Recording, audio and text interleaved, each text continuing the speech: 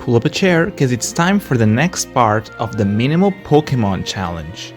This is part 3 of an ongoing challenge series where I'm trying to beat every mainline Pokemon generation with the least amount of Pokemon the games will allow me to. For more info, watch the last 2 videos on this topic. Or don't, I can't force you. We've finally arrived at the 3D age of Pokemon, and our list is starting to look a bit crowded. 16 Pokemon were the smallest amount we could get away with, 19 if you don't include glitches. With us stepping into what many consider a turning point in the history of Pokemon games, will our list take a similar turn? And will it be for the best or the worst? Nothing else to do but to get right into it and ask once more, how many Pokemon do you need to beat the Pokemon franchise? But first, I want to address the broken egg in the room. There has been some debate in the past 2 videos on whether or not the Togepi eggs should be counted on our list. I anticipated this confusion, which is why I was a bit careful with my wording back in the first video. If it takes up space in the party or box, then it counts. Many of you have brought up the argument that if we keep the egg in the PC, then it will never hatch, and therefore it will never actually become a Pokemon. There are a couple of reasons why I still count it, even if it never hatches. First, while I'm not entirely sure about how eggs work internally on Generation 2, I have some knowledge about how Generation 3 handles them. As far as the code sees it, being an egg is just a flag the game keeps track of. In any other sense, an egg is a Pokemon. Some glitches can leave your party empty except for an egg, something that's usually impossible, and if you get into a battle, the egg is sent out as the Pokemon it hatches into, like it was hatched. Secondly, something doesn't stop existing just because I deposited it on the PC. If that was the case, I could just deposit Castform into the PC, for example. Heck, I could even release it while I'm at it after beating Tate and Liza, and yet I would have still used it, and would still have it added to my list. And finally, it just feels like a cop-out. As cool as one Pokemon runs are, they aren't the ultimate goal of this challenge. I want the number of Pokemon I get at the end to be the lowest possible, sure, but coming up with loopholes just to bring this number down sounds like a slippery slope I'd rather not get into. The game gives you this egg and makes it clear that you're supposed to hatch it, and while I haven't been exactly doing what I'm supposed to in most cases, this one has enough substance behind it that it would feel wrong ignoring it. And if you still disagree, hey, that's fine. This challenge is loosely defined at best, so you're free to come up with your own interpretations and just remove the Togepis from the list I show. Now that we got that out of the way, let's talk about taking this egg down. While detailing the glitches I used to skip Gyarados in the last video, I mentioned that skipping Togepi should also be possible, just too hard for me to figure out. And now, that's still true.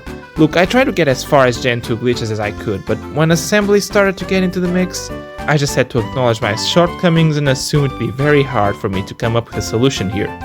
However, I do believe I have a plan that, while theoretical, should work in letting us skip the Togepi egg. And it goes like this. We play the game as normal up until we get to the earliest point where we can perform Ace, which seems to be Cherry Grove Town. Upon reaching there, we execute an Ace code with the sole purpose of warping us anywhere near Violet City. Now, this isn't as easy as getting a list of coordinates.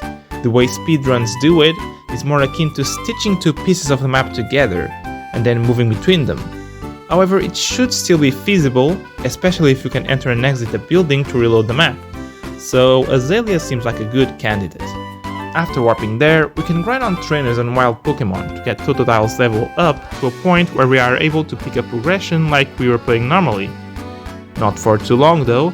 As soon as we reach Goldenrod, we make use of the easier Ace setups to run some more codes, with 2 goals in mind.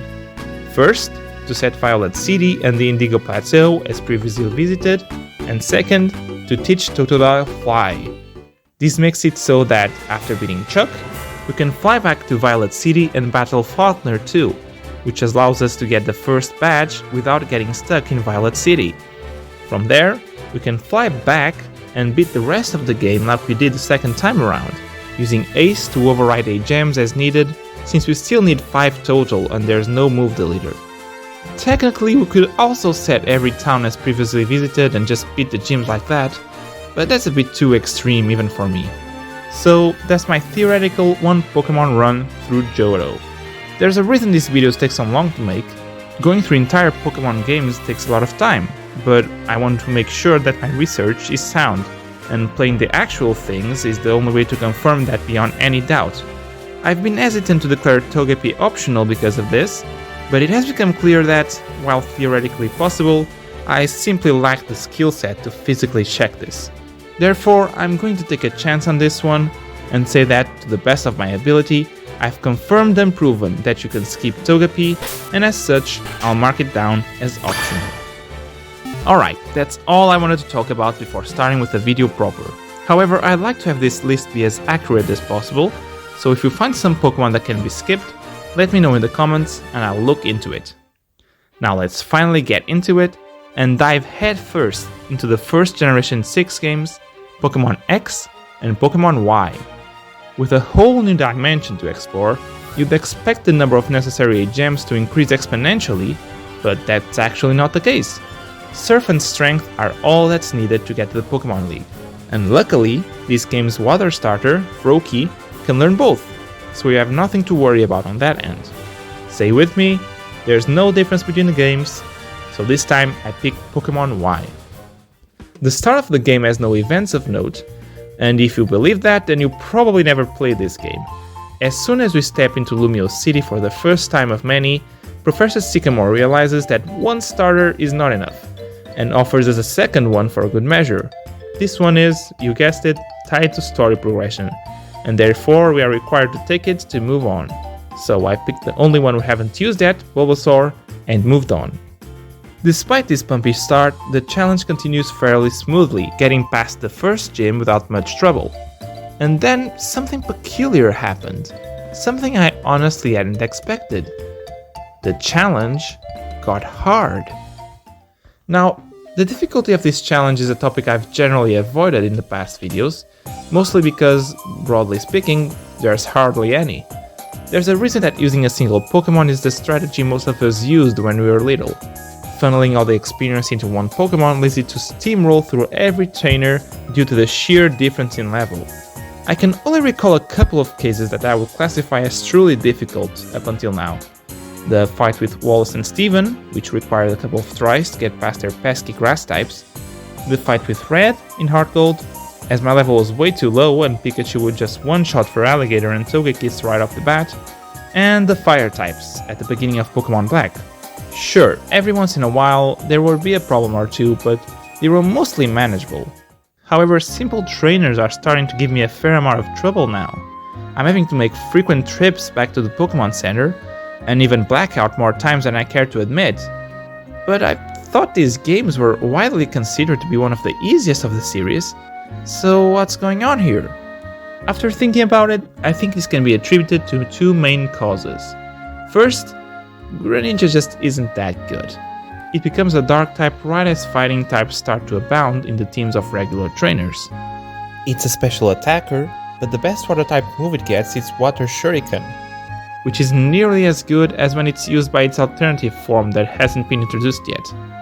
Other than that, before we got access to Surf, the best water type move it gets is Water Pulse.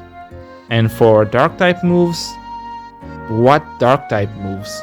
After evolving, the only one it learns is Night Slash at level 70. This leaves Greninja with needing to 2 or 3 shot most opponents, which results in it being worn down really easily. When have I mentioned that Greninja's typing is weak to 4 gym leaders? In a row?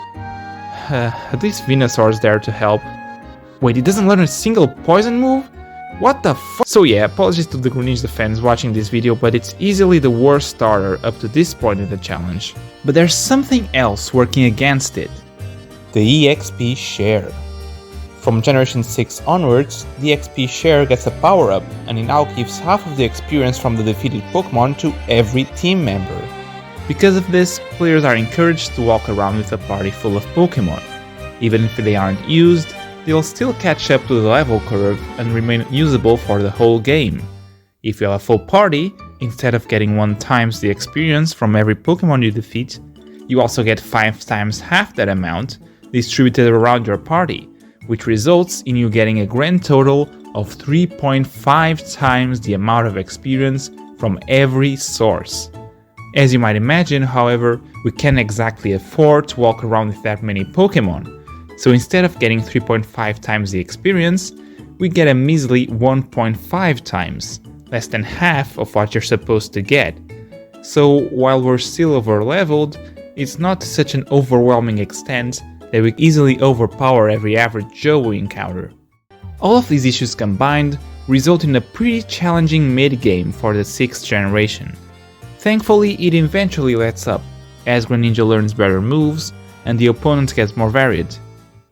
While we were discussing this, we finished raiding Team Flare's base, and before our final confrontation with Lysander, we have to enlist the help of the box legendary Yveltal. And yes, by that I mean we are forced to catch the legendary at this point. Knocking it out just re-triggers the battle, just like Reshiram in Pokemon Black, and if you couldn't skip it then, we most certainly can't skip this now. So Yveltal is our third party member for this generation. And as it turns out, it's also the last, as there are no more required catches or mandatory gift Pokemon during the rest of the journey towards the League. With a legendary on our side, getting through the last batch of battles was fairly simple, so defeating Diantha consolidates 3 new Pokemon to our ever-expanding list. The 6th generation also included the Gen 3 remakes of Omega Ruby and Alpha Sapphire. With the games not being as deeply changed as the last remakes we went through, the required gems we need to beat them have remained the same since we have last visited Hoenn. Swampert moveset is just as compatible as it was back then, so we won't have to worry about A-gems at least. The earlier stages of our return to Hoenn go pretty much the same way as the first time around, if you can believe it. As in the previous cases, the differences only begin to show up a ways into our run. So, do we have to wait until the Weather Institute for our second required Pokemon once again? Unfortunately not, as we face another betrayal at the hands of another powerful champion. After using Surf for the first time to cross the water in Route 118, we meet with Steven Stone, and that in and of itself isn't any different from the original games. What happens next is, we fly to the southern island on Latios's back, and we save Latias from Team Aqua, which leads to it joining the party. No way to avoid this, which makes sense. Latias serves both as the Mega Evolution introduction in this game, and as a way to use the Soar mechanic later on, so the game really wants us to have Latias here, and we're powerless to resist. After this altercation, it isn't too long until we get to the Weather Institute, and are faced once again with the same group of grunts blocking our way forward until we receive the cast form from beating Shelly. The professor hands it to us directly after fighting her, and we cannot deny it, as it is directly placed into our team. One after another, we saw our Pokemon count triple in a short amount of time. After crossing the bridge and beating May, we get access to Fly, and she suggests we use it to visit Littleroot. I bet your mom worries about you. They got me wondering about our journey so far, and all the Pokemon we've used. We have so many memories, sometimes I wish I was able to use them once again. Yeah, use them again. Use them... Hold on...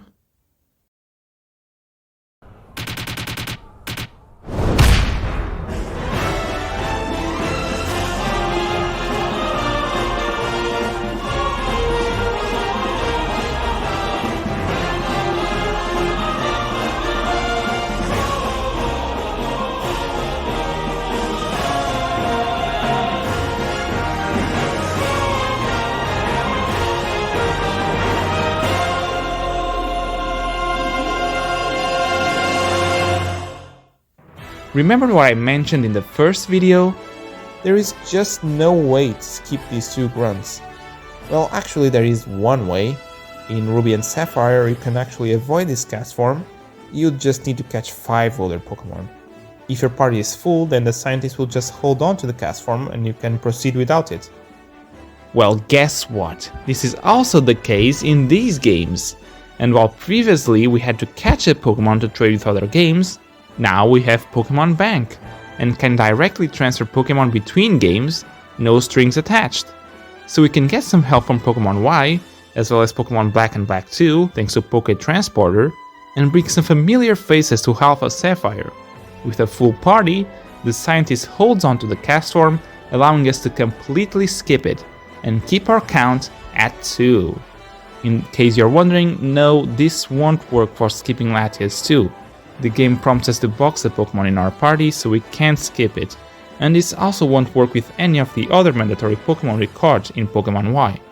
This does mean, though, that we could actually pick any starter back at the beginning of the game, since both Greninja and Samurott can learn all required gems, same as Swampert. And on that triumphant note, the rest of the game is an absolute breeze, as we, for the first time in the challenge, have a party full of powerful, over-leveled Pokemon to carry us straight past all the challenges that remain. We easily beat Steven and add our 2 newest friends to the list.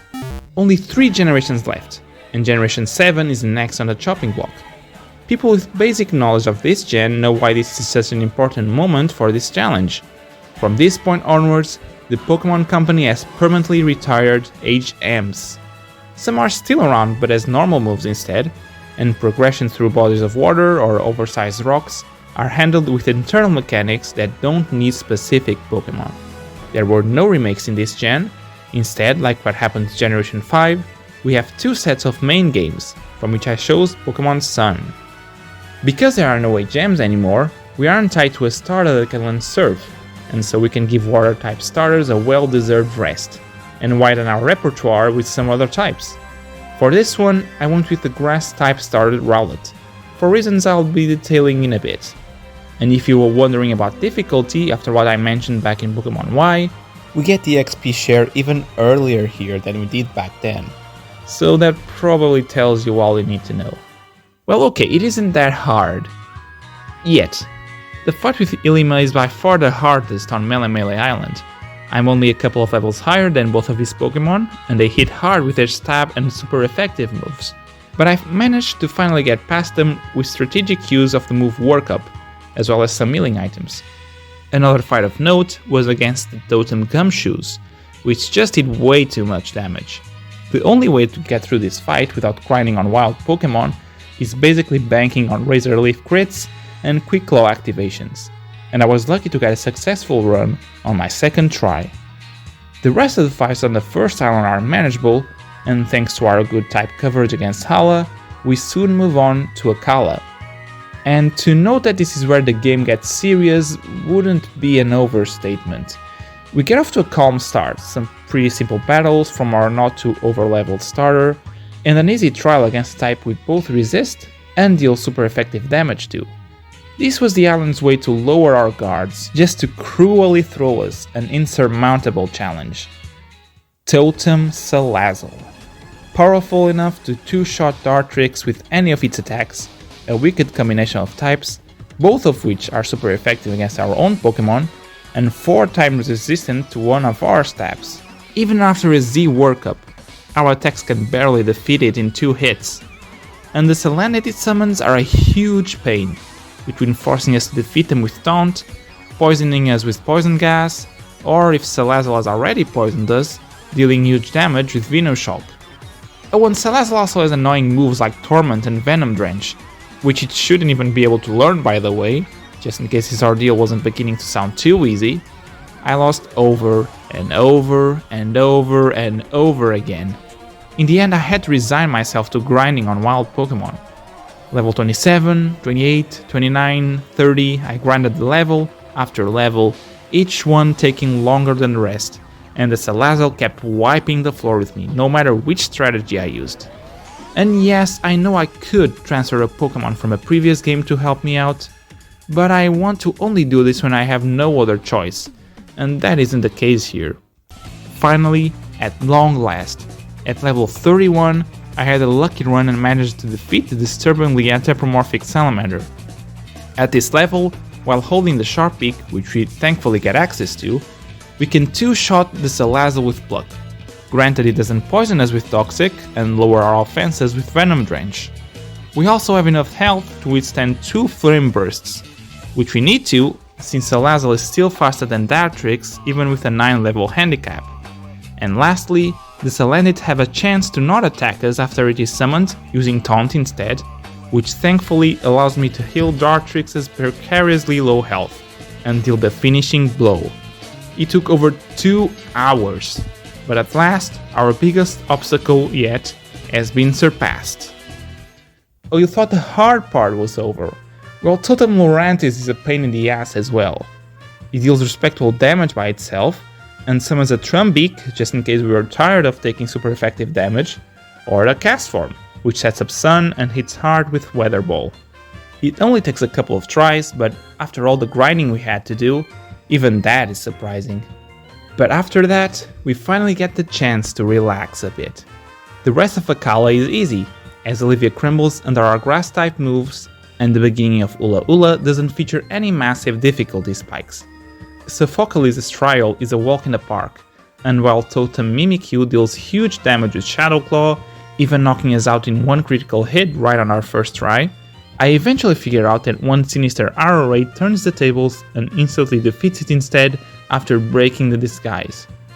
After that, we follow Team Skull to their headquarters in Po Town and are tasked with defeating the guards to gain entrance. Yep, here it is, the random required double battle of this game. There were plenty of double battles up to this point, but all of them refused to fight us, as always, until we had a second Pokémon. So we have to once again bring someone from Pokémon Home to help us out here. After bringing Latias over from Alpha Sapphire, we are able to get through this battle and into Po Town, to continue with the story. And it's at around this time that we take a break from the unrelenting challenge we've been through so far. With the second Pokémon, we finally have some room for error, not to mention the extra bit of experience out of battles. The rest of Ula Ula and our visit to the Ether Foundation go swimmingly, and Pony Island also doesn't slow me down too much, at least not when compared to what we've faced already. Our journey to the Altar of the Sun is relatively breezy, and beating the possessed Lusamine takes me a single try. After returning from Ultra Space, we are ready to finally face the Elite Four and become the champion. But we are stopped by Lillie first. Here, she gives us some rather unwelcome news. We are forced to battle and catch Solgaleo.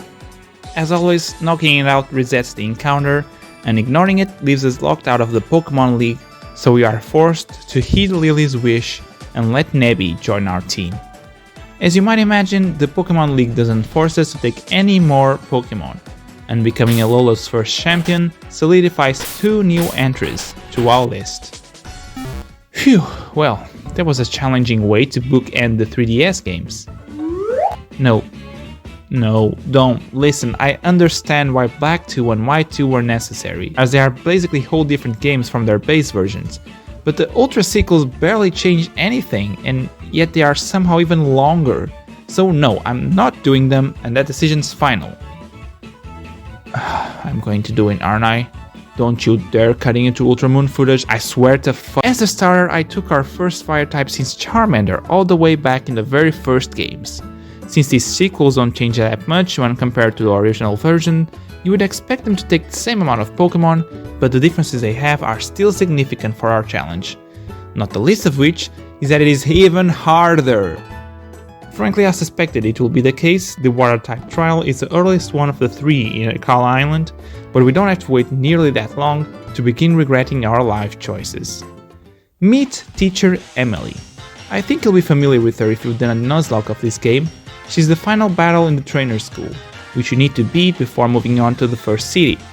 In the first games, she has a pretty easy team of Magnemite and Meowth, but in this one, she's only got one Pokemon. The starter that is strong against the one you picked, which is Poplio, in my case.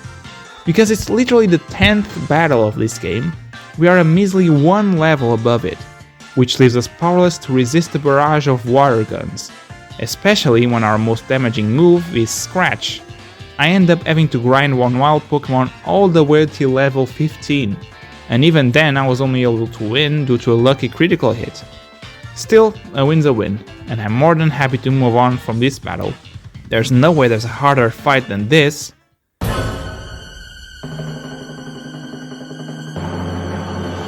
So let me start with the good news. The strongest move Totem Araquanid and the Dewpilers it calls have is Bubble, which only has 40 power. The bad news?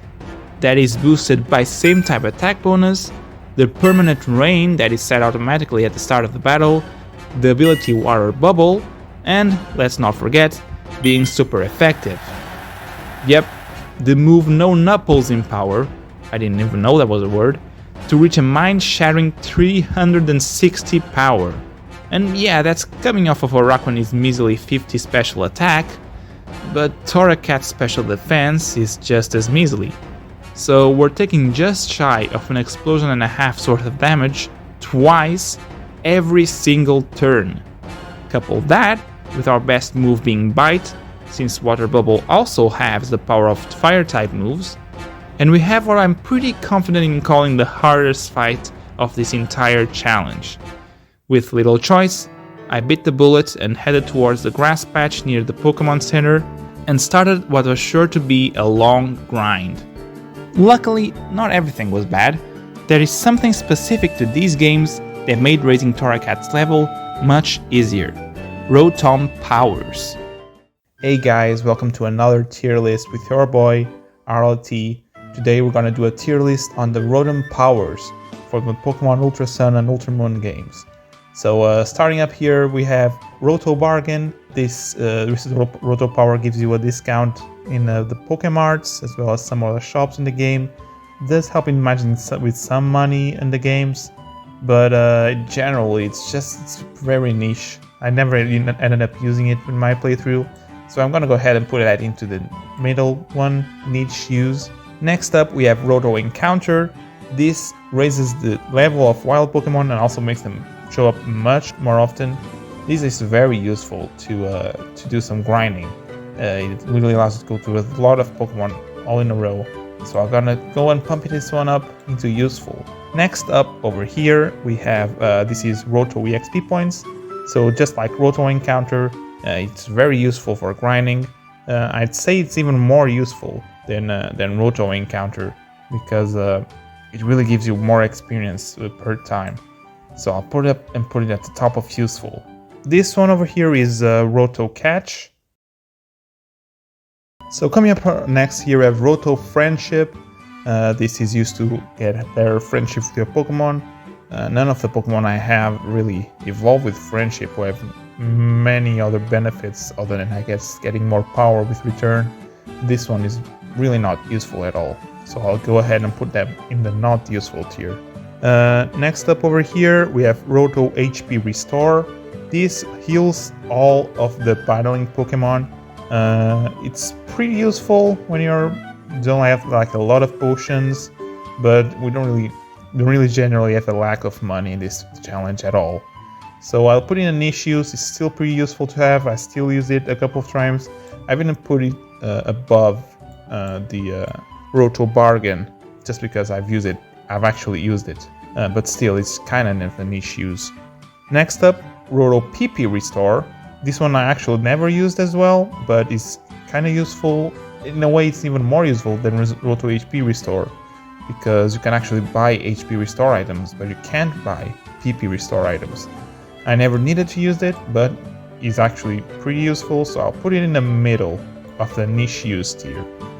Next up is Roto Hatch. Over here we have Roto Prize Money. It's sort of kind of the same thing as Roto Bargain, as it just gives you more money, but we don't really have any lack of money during this entire challenge.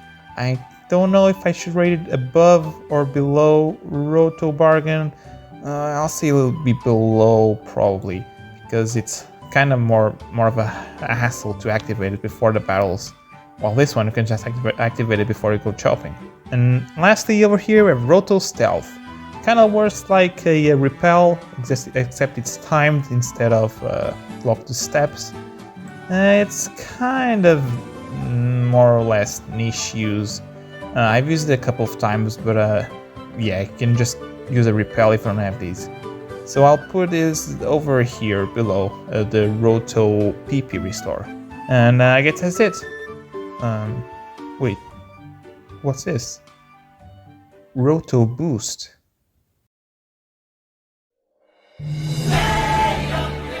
Roto Boost is the reason I was able to hold on to my sanity after this whole ordeal. If you don't know, this Rotom power gives the currently active Pokemon an Omni Boost, as in a boost to all its stats. For our purposes, only two of them really matter, one of which is attack, since it gives us a way to defeat an Arachnid quickly, but we already had access to a +2 attack boost through Z Workup. The second one, of course, is Special Defense. Steadily building up our defense to the barrage of attacks directed our way is what will allow us to actually survive long enough to deal damage. Still, I did need enough bulk right off the bat to get to use all the boosts I needed, so I had to get Torracat up to level 28. But surprisingly, that was all that was needed. I opened the fight with a Roto Boost, and the Arachnid's bubble deals just under half health, though it summons the SOS Tupider. On the second turn, we do another Roto Boost, and with the help of a held Oranberry, we are able to survive both bubbles on a sliver of health. Next, we fully heal with a full restore we got gifted earlier, tanking the two bubbles once again, and the next turn, we pile on a third Roto Boost. The attacks we receive leave us in a precarious 3 points of HP, and we recover from that with the Hyper Potion we can pick up just next to this fight. Once again, we Roto Boost a fourth and last time. Even if I wanted to boost more, 4 Roto Boosts was all I was able to get leading up to this fight, but they were enough. After healing once more, this time just with a Super Potion, I went on the offensive, starting to attack the Arachnid. A +4 bite falls dishearteningly short of one hitting it, but our massive bulk and speed allow us to hit it once more without sustaining too much damage, taking out the biggest threat. Then, it was just a question of healing once more just in case, and finishing the job. That was all to get through one fight, by the way. I ended up getting away with only having to grind 3 levels, and the whole process actually took less time to execute than the fight against Totem Salazzle back in Pokemon Sun, but if I didn't have access to Roto Boosts, I think I would have had to at least get up to an Incineroar to have even a fragment of a chance of getting through this. I never thought I'd say this, but thank God for the Rotom decks. Thankfully, we're able to rest after that. Oh, come on. Alright, so even though Marowak is now the Fire-type Totem, and we theoretically have Bite as super effective damage, it doesn't even deal half of its health without a boost, and the ability Cursed Body likes to trigger way more often than it should. And it summons Salazzle as SOS Pokemon, who are as annoying as the Totem one. I kept trying to use Swagger to get through it, but I kid you not, I used this move 6 battles in a row, and in every single battle, Marowak didn't hit itself once. I even looked up if Totem Pokemon are immune to confusion, but nope, there was no info about that. So I either got massively unlucky, or something is going on here that is completely undocumented.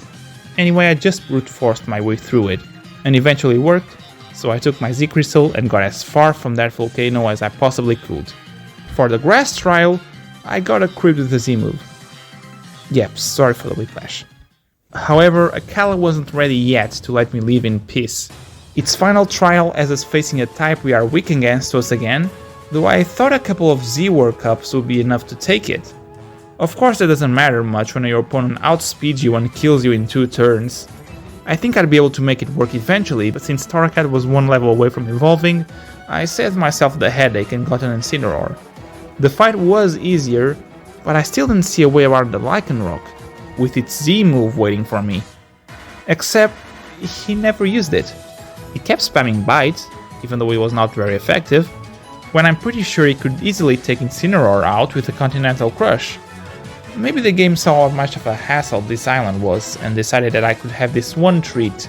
Either way, I'm not complaining. I take the unexpected victory and leave this island behind for good. Ah, Hula Hula, finally an island that isn't actively trying to kill me. There are no big blockers here, the electric trial is simple, and the ghost trial is almost an issue, but the type advantage carries me in the end.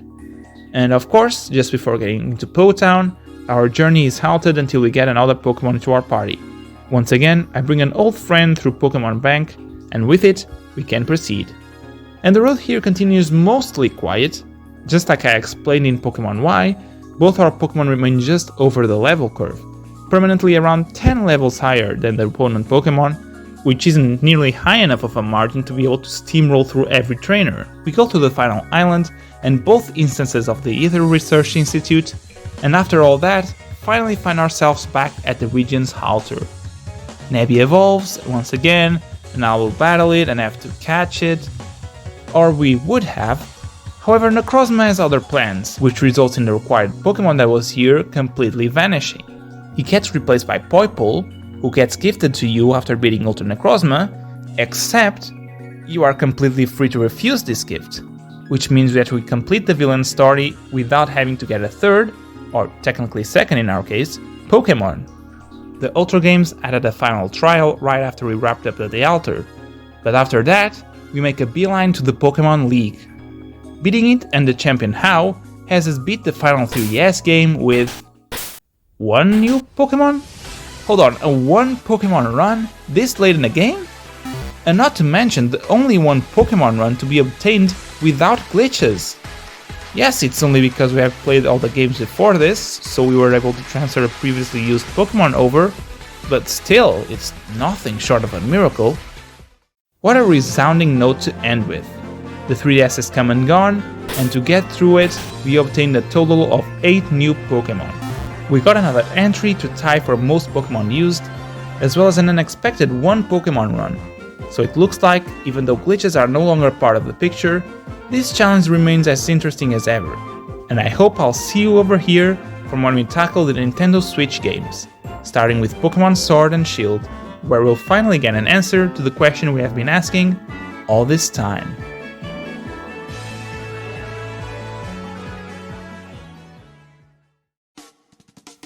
Hey, welcome to the end of the video.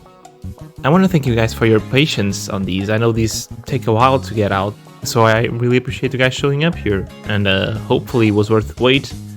We only have one more of these for the Switch games, which will still take a while, but hopefully not as much as this one.